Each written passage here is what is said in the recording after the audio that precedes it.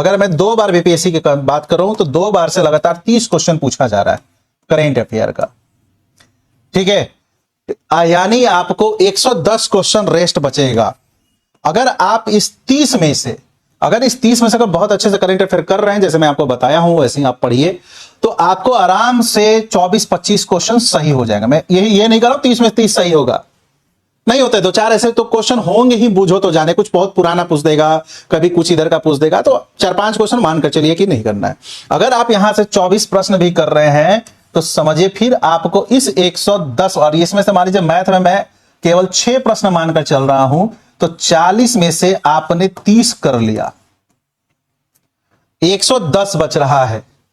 और 110 में आपका मैथ खत्म हो गया, करेंट अफेयर खत्म हो गया। अब कट ऑफ जो लगातार जा रहा है वो लगभग 90 से 95 के बीच जा रहा है। अपने कैटेगरी के अकॉर्डिंग देख लीजिए, ठीक है।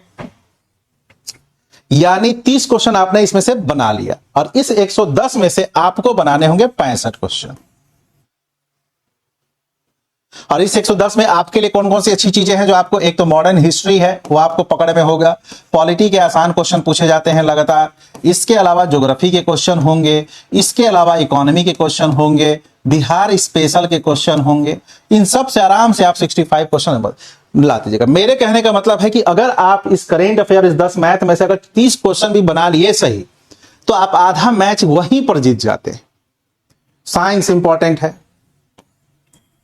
जैसे देखिए आप लोग कहते हैं जो इंजीनियर जो है या फिर इस बैकग्राउंड, साइंस के बैकग्राउंड के बच्चों का होता है ज्यादा, वो इसलिए होता है, वो ये करेंट अफेयर को बहुत अच्छे से कर लेते हैं, पकड़ लेते हैं। और साइंस टेक पूछ रहा है, और साइंस पूछ रहा है लगभग आपको 30 क्वेश्चन, और यहां से ये कितने कर लेते हैं, जो साइंस बैकग्राउंड के हैं, अच्छे बैकग्राउंड के हैं, वो यहां से 23-24 प्रश्न कर लेते हैं आराम से। तो यही 2 पार्ट में ही इनका सिलेक्शन हो जाता है। तो आप लोगों को भी यही काम करना है कि करेंट अफेयर को आपको बहुत ही शानदार तरीके से लेकर चलना होगा।